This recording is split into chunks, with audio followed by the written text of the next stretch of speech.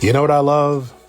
I love DraftKings because DraftKings is good to this show and they'll be good to you as well. DraftKings, download the app now because the killer crossovers, the nothing but net jumpers, the tenacious throwdowns.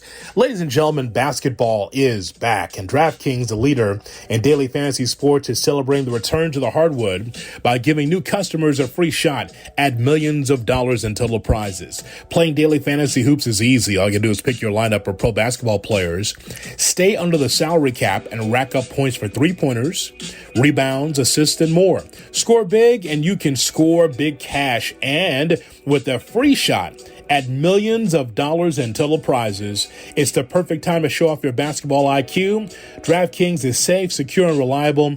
Best of all, you can deposit and withdraw your cash whenever you want. Download the DraftKings app and use the code WMVP. This week, new customers can get a free shot at millions in total prizes with your first deposit. That's code WMVP only at DraftKings. Minimum $5 deposit required. Eligibility restrictions apply. See DraftKings.com for details.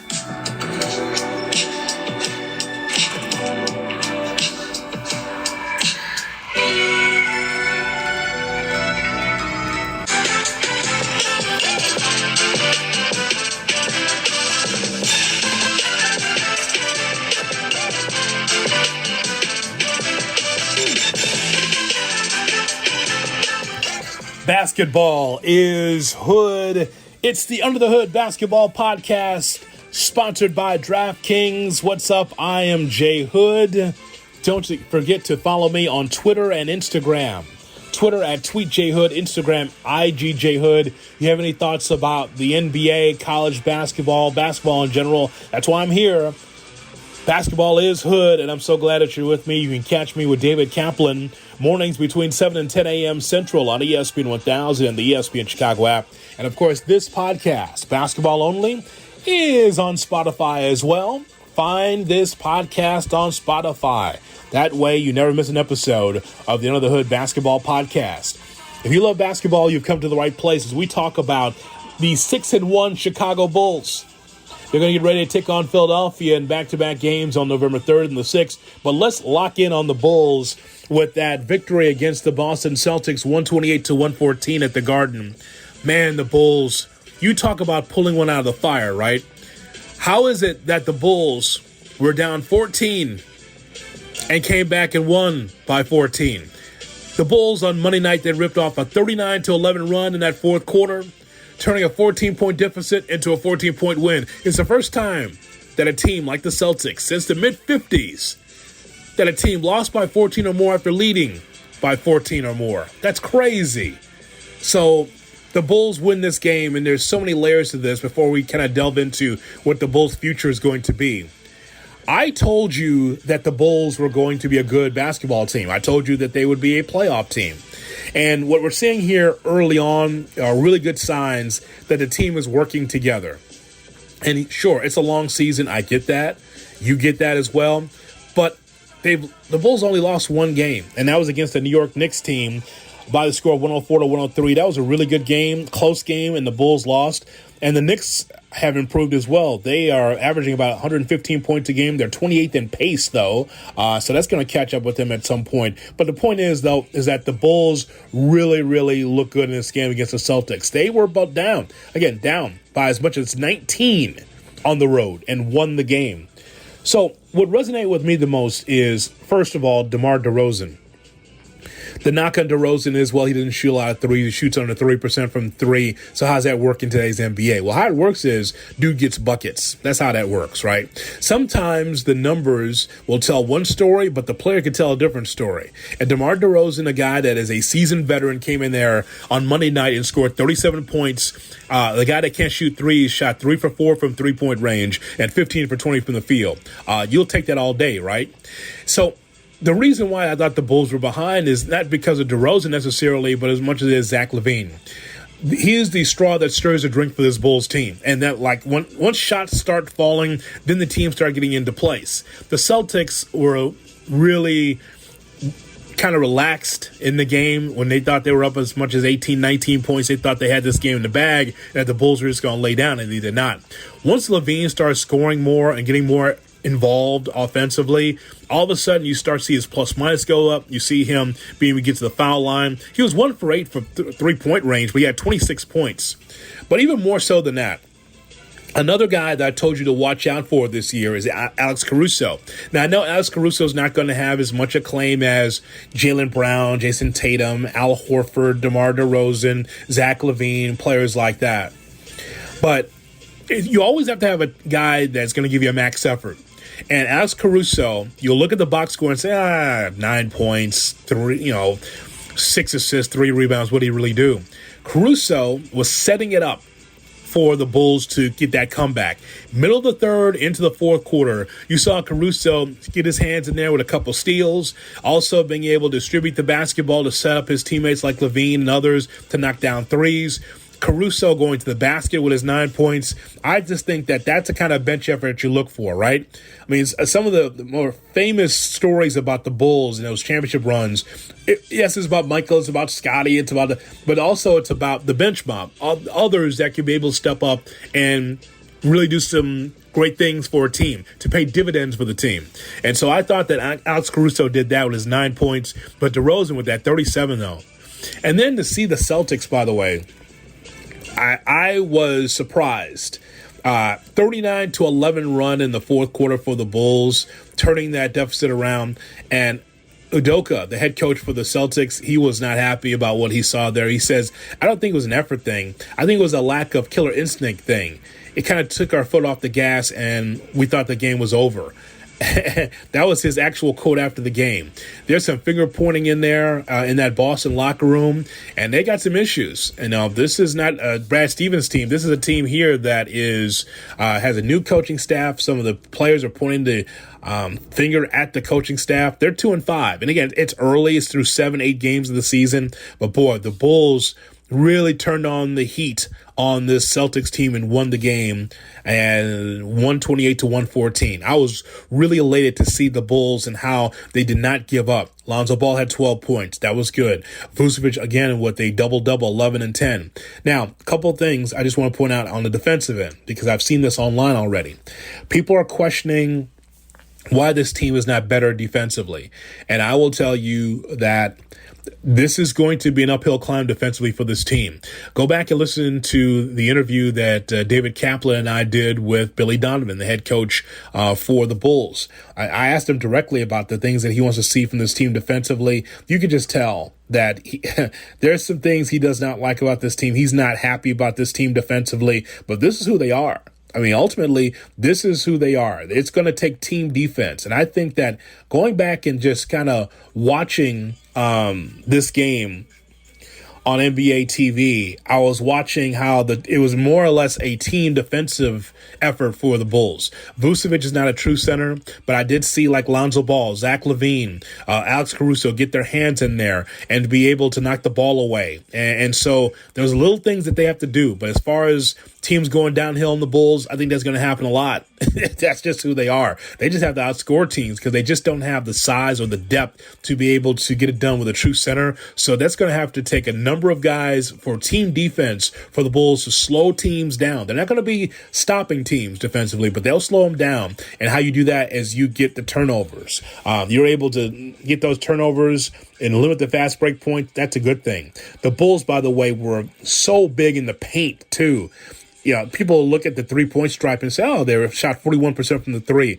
The Bulls had 54 points in the painted area against Williams and Horford and Tatum and those guys. And so I really like that. And by the way, shout out to Ayo Dosunmu. He had 14 points coming off the bench. That young man has confidence. I was so happy to see the Bulls draft him because I said, okay, if nothing else, this guy can push Kobe White in practice. Kobe's probably looking at this like, oh, wow, man. Wow. Yeah. You better get healthy quickly because Dosunmu is a guy that already had confidence coming into the NBA, saw him at Illinois, knew that he was going to be a headstrong, quality player in this league. And Dosunmu now at the Bulls, man, he's playing like he's been around for a while. 14 points, perfect from three, perfect from the field. He had 4 rebounds, 2 assists. So again, if you're a Bulls fan, at least in the early part of this season, be excited about what you're seeing here. The schedule is interesting moving forward, though. Back-to-back games against Philly, and we'll talk about Philly in just a moment. But they got a number of hurdles they got to be able to climb, including the Nets this upcoming Monday before they go on their circus trip, their West Coast trip, leading into Thanksgiving. So that'll be an interesting test for the Bulls. But beating Utah, going back to Saturday, beating Utah 107-99, saw that game, thought that was a quality win against a battle-tested playoff team. That lost against the Knicks was tough, but we'll see what happens Monday as the Bulls take on Brooklyn, then Dallas, and then going on that circus trip. Should be fun to watch, but let me tell you, DeRozan, that dude was on fire.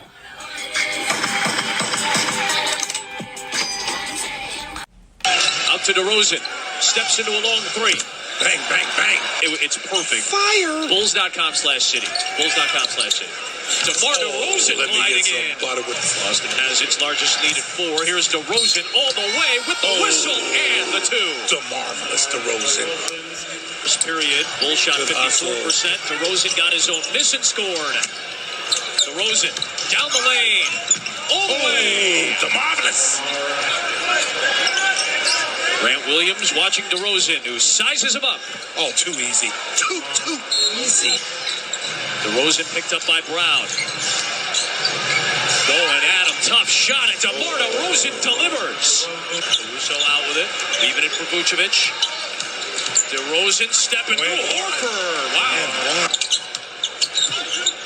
To Ball. Extra pass. DeRozan this time. It'll be good if it goes. Compton's in the house.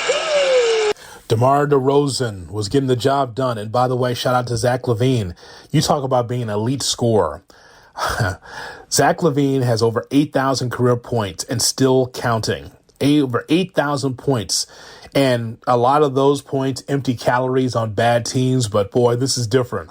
This will be the winningest season that Zach LaVine's ever had in the NBA because this Bulls team will be a playoff team and he'll be the catalyst of it. And he's got help. It feels different, Bulls fans. So if you're a Chicago Bulls fan, you should feel pretty good about what's going on so far. Again, it's early, but you just rather get off to a good start. You rather beat Detroit than lose against Detroit. You rather beat these teams like the Jazz than lose to them. And so one loss early on, pretty good. Now we'll see what happens in back-to-back games against Philly, which leads me into Philadelphia. So already without Ben Simmons, the Sixers were missing Joel Embiid and Tobias Harris this past Monday. Now, the Sixers somehow still beat the Trailblazers at home 113-103. So here's what's happening here. Embiid, you know, the big guy, 21 points a game, 9 rebounds, 4 assists a game. Harris, 19 points a game, 9 rebounds, 4.2 assists a game. So they're missing those two. Embiid has been questionable for each of the past 5 games because of right knee soreness. And then with Harris, Tobias Harris is no different than Lauri Markkanen and some of the others that are going through COVID right now with the health and safety protocols. And so Tobias Harris is out as well. But the Ben Simmons piece, that's a whole different story. This is from Ramona Shelburne and Adrian Wojnarowski from ESPN.com. It says, the Philadelphia 76ers are increasingly frustrated with Ben Simmons' refusal to accept organizational assistance to address his mental readiness to play. While Simmons has been working with team doctors to treat a back ailment, he's been unwilling to meet with team doctors to discuss his mental readiness. So check this out. So the Sixers fined Simmons nearly $2 million for missing games, practices, and meetings early this year. And then the Sixers stopped fining him once he told them on October 22nd that he was mentally ready to play. So Simmons was looking at this bill, was like, wait, I'm getting fined for not being part of the team, not playing. And so he's like, well, I'm not mentally ready to play. The Sixers were like, cool. Well, why don't you meet with our doctors to get yourself mentally ready to play?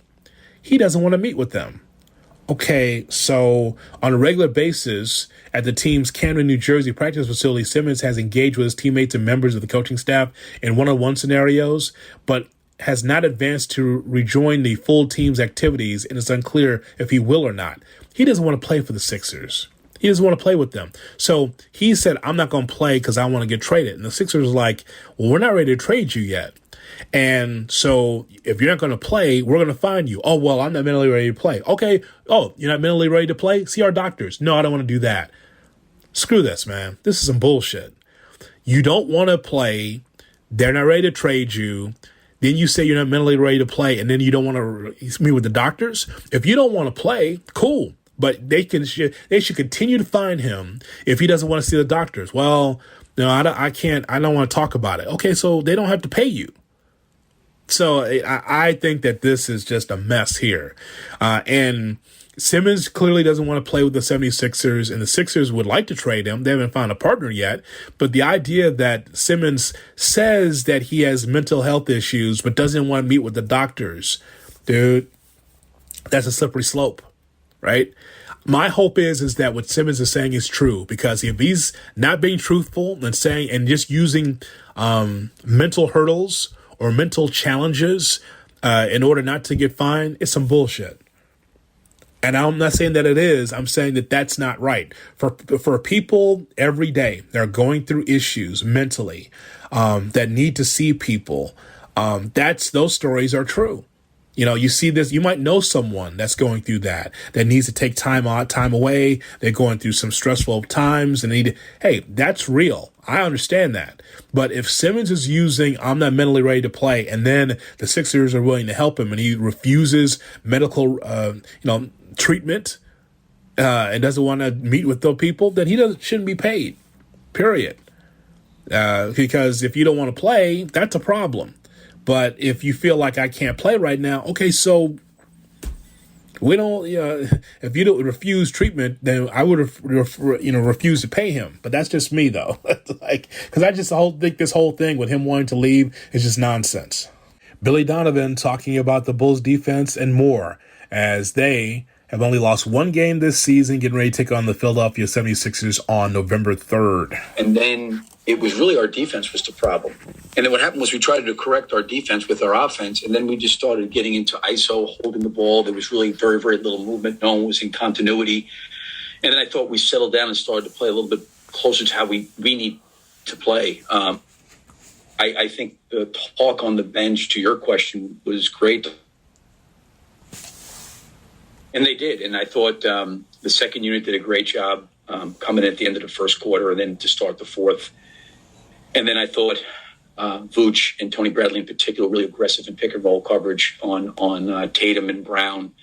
And we did a good job of rotating and scrambling from the back side to give some help on rolls and stuff at the basket. But I mean, they kept battling and fighting, and I give Zach a lot of credit. It wasn't a great offensive performance for him the first maybe 2.5, 3 quarters, but he stayed in the game mentally and, was able to make some big plays for us. And then I thought DeMar played really, really well. And then, like I said, the bench played well. Speaking of DeMar, it seems he has a great understanding of when to take over a game, when to get other guys involved, when he feels like a team is kind of, when it's time to step on their throat. And you get that sense that this guy, obviously he's experienced and stuff, but I mean, he's just a professional when it comes to things like that. Yeah, I would say, Joe, the best way I would use, he's incredibly poised. You know what I mean? He does not get out of sorts at all. And I think he's great, for our team. I think he's great, for Zach.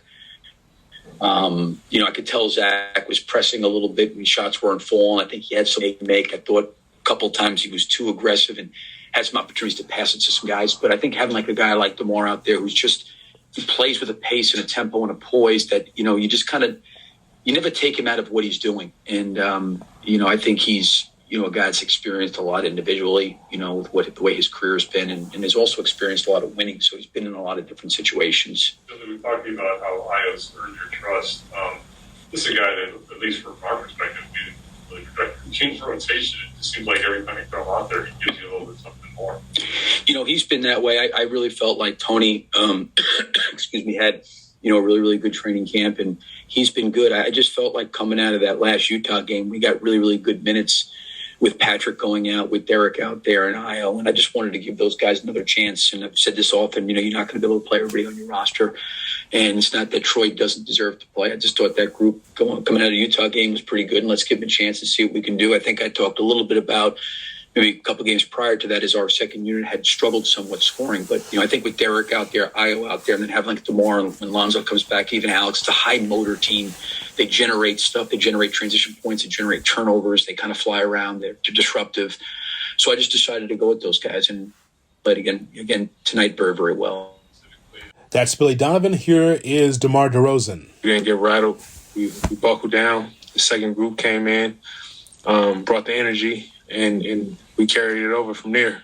So for me, just seeing the fight and which I knew from, coming here that everybody on the team had that chip on their shoulder. I wasn't going to lay down for no reason. And showed it tonight.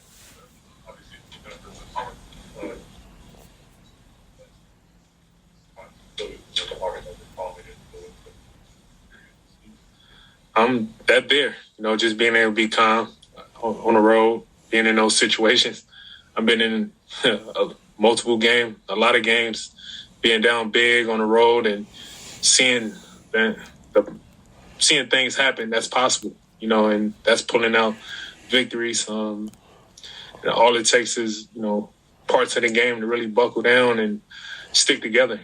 So for me, just keeping that calm, not getting rattled, and sharing whatever experience I can to kind of keep us together as well. Bulls are 6-1 and playing well, very well. One other note about the Bulls, and that's the latest from Scottie Pippen. So Scottie Pippen has a new memoir out called Unguarded. And Scottie says I was nothing more than a prop, talking about Michael Jordan in The Last Dance. If you watch The Last Dance documentary, you know that Scottie Pippen made some controversial comments, and so this goes. I mean, hold on, Stephen A. Before you start, let me start talking first, because Stephen A. wants to chime in on this conversation. So hold on a second, Steve. So Scottie Pippen has always been someone over the years that has spoke his mind, and I have no problem with that. You speak your mind. I always thought that Scottie Pippen was a top 10 player that I've ever seen play in the league. And it's not about me being a Bulls fan as much as it is just understanding that here's a player here similar to Jimmy Butler in some ways that was a defensive stalwart, was a defensive player first, really grew into his offense. And so I've never had a problem with Scottie Pippen as far as on the floor. I mean, Batman and Robin, right? You saw Michael Jordan, how great he was, and Scottie Pippen was his number two. But for whatever reason, Scottie Pippen's had a hard time understanding or appreciating or accepting the fact that he was the second best player in those Bulls championship teams. That's who he was. That's who he was. There's no friend of mine, there's nobody on social media who's ever said, you know what, Scottie was a much better player than Michael, because, that's a lie.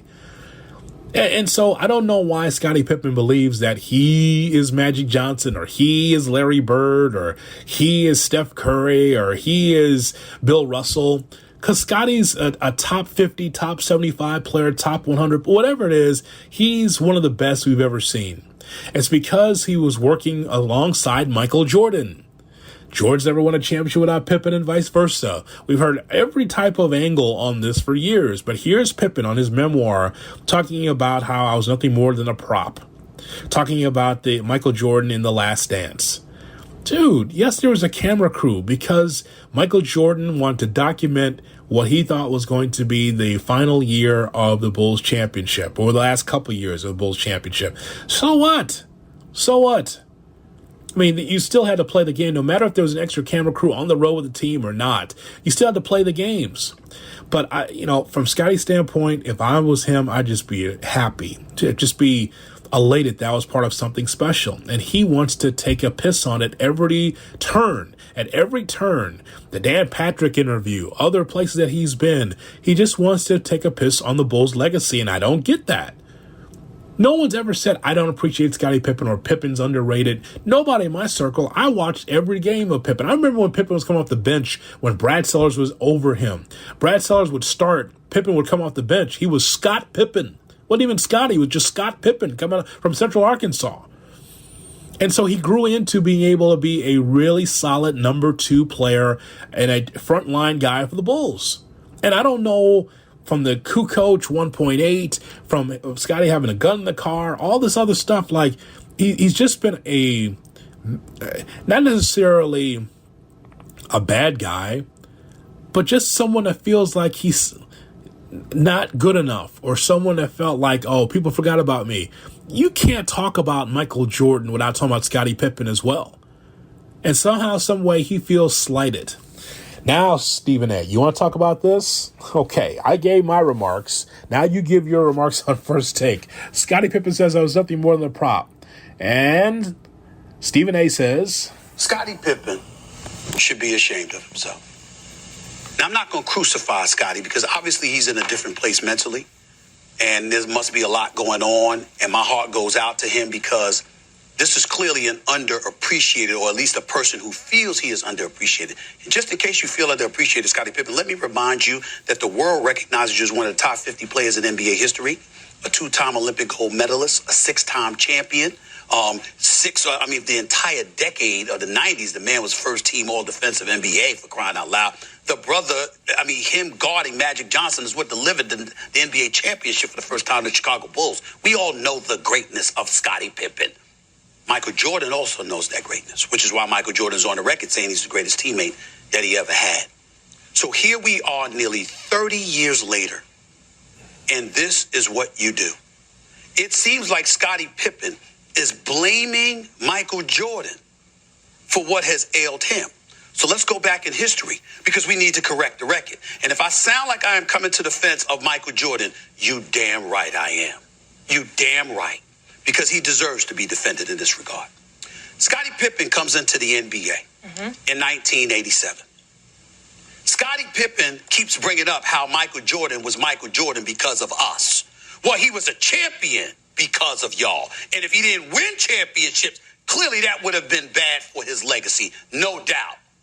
But Wendy, do I need to remind anybody, and please let me see Wendy when I'm talking to her, do I need to remind anybody of who the hell Michael Jordan was before Scottie Pippen ever arrived? We're talking Michael Jordan. We're talking about the NBA, who was promoting Magic and Bird and said, well, wait a minute, pause. Even while the bad boy Detroit Pistons was interrupting the proceedings by winning back-to-back titles and going to 3 straight NBA finals, they said, pause. This dude right here is going to take our league to another stratosphere. This is when Michael Jordan was getting bounced out in the first round. That's how great he was to the human eye. So to act like, oh my goodness, we helped him win, and that's what made Michael Jordan. No, it actually made y'all. Stephen A. Smith on First Take. I'll never understand it. Now, I understand that Scottie had wine to sell, books to sell. I get that. But I just don't know why he's got to drag the Bulls through the mud. I just don't understand it. He is appreciated. Look, I can't speak for you listening, but I know for me, I know how great he was. So I just don't understand the issue there. Not only the Bulls are 6-1 going into Wednesday's game against Philadelphia, but also the Miami Heat are 6-1 as well. They won on the road against Dallas 125-110. Let me just point out to you that Jimmy Butler is averaging 25 points a game. Tyler Hero, 24 points a game. Bam Adebayo, 20 points a game. Kyle Lowry playing well. Also, he had 22 points in the game against Dallas. Look out now. Now, Miami's looking good. And what really resonates with me is Jimmy Butler. Jimmy Butler, you remember his time with the Bulls, especially toward the end, how it did not end well. He wanted out of Chicago. And again, Garn Pax did not want to pay Jimmy Butler the max. There was always an issue there. So he goes to the Timberwolves.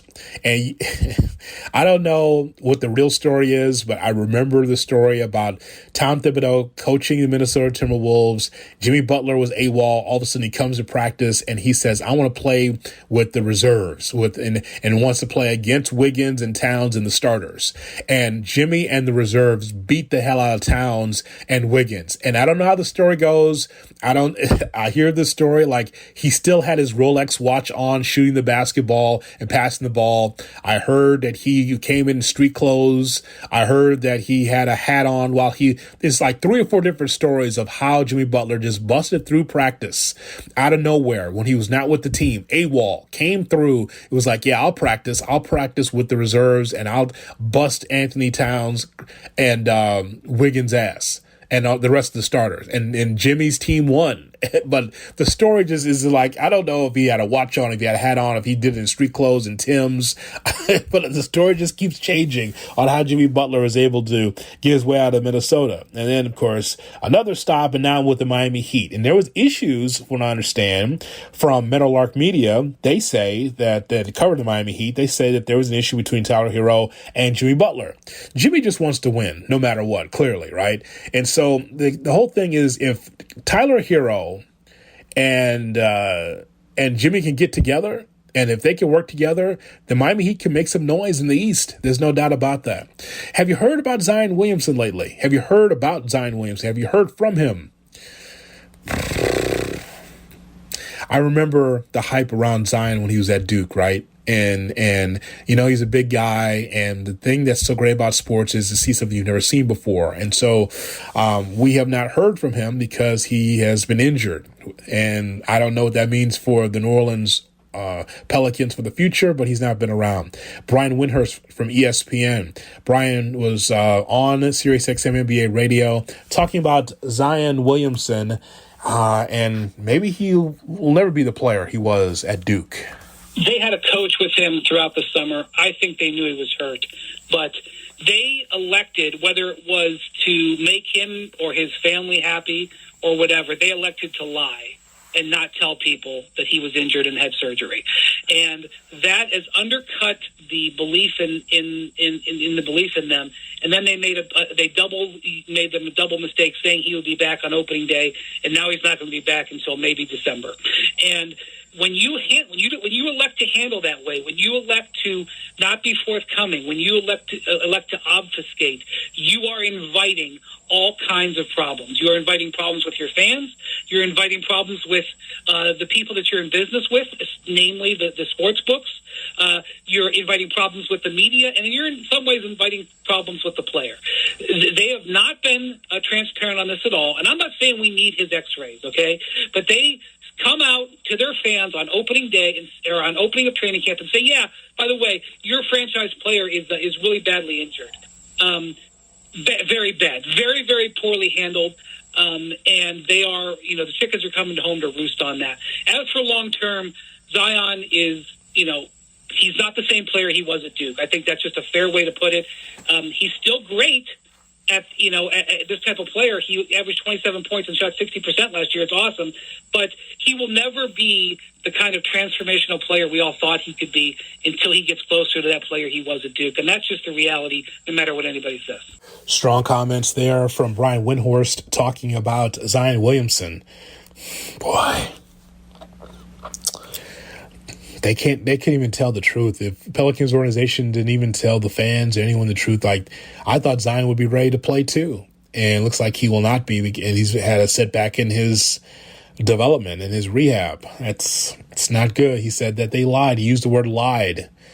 That David Griffin and the Pelicans lied about what's actually going on with Zion. It's not good. I did radio shows with David Griffin, the general manager of the Pelicans. Not good. Chris Paul. Congratulations to Chris Paul. Let's give that man his flowers. Number 3 all-time in assists. If he averages 10 per contest and never misses a game, he will pass John Stockton for number 1 by the end of the 2027-28 season. That's never happening. Chris Paul is not Tom Brady, but I love Hoops Hype saying that if Chris Paul averages 10 assists per contest and never misses a game, he will pass John Stockton for number 1 by the end of the 2027-28 season. Well, one thing you know about Chris Paul, there's 2 things we know about him: State Farm commercials and injuries. And I'm not taking a shot at him as far as his greatness. He's a Hall of Famer for sure, but he's not going to surpass John Stockton. But it's a nice thought. Speaking of point guards, LeBron James talking about Russell Westbrook. Does he say something about Derrick Rose here after the Lakers beat the Rockets 119-117? I think for you, just with Russell Westbrook specifically, LeBron, what are you seeing with him? Get more and more comfortable. It's always challenging going to a new system, to a new team, to to a new group of guys. You always try to see yourself fitting in. But when you're a special player, you got to fit out, and Russ is a special player, and he's being himself over the last few weeks, and we need that. We need the attacking down the hill, most explosive point guard, NBA history with him and D Rose, and we need that. So he's been bringing that, and we love to see it. Appreciate it. I appreciate it. Wow. That's flowers for Derrick Rose. You got to like that, right? Explosive point guards, Russell Westbrook and Derrick Rose. Very nice for LeBron to say that. It's one thing about Derrick Rose, and again, he's a guy that comes off the bench now, does not necessarily have the kind of minutes he had with Chicago. But the point is, though, is that Derrick Rose, when healthy, effective. No question. I remember Tom Thibodeau says the only time that Derrick is not effective is when he doesn't play. And that'll do it for another edition of the Under the Hood Basketball Podcast, brought to you by DraftKings. DraftKings is good to this show. Be good to them. Have you ever downloaded the DraftKings app? Check it out. DraftKings app, DraftKings.com. And don't forget to use the promo code WMVP. Can't wait to get back in the studio on Friday with David Kaplan, 7 to 10 a.m. Central on ESPN 1000, the ESPN Chicago app. I had to just give my thoughts about the Bulls. He could not wait until Friday on ESPN 1000. I had to tell you now on the podcast. So let me get on this flight. I'm going to leave sunny California. It's been 80 degrees every day here in San Diego. All right, on my way back. So let's get back into the swing of things, and can't wait to talk more basketball with you on the Under the Hood Basketball Podcast, brought to you by DraftKings at Casino Queen Sportsbook. And boy, I cannot wait to see how this Bulls team is going to fare. 2 games against Philly, and then the Nets, and then, of course, so much other action around the NBA. Can't wait to talk to you about it. Thanks for listening, as always. Talk to you next time on the Under the Hood Basketball Podcast.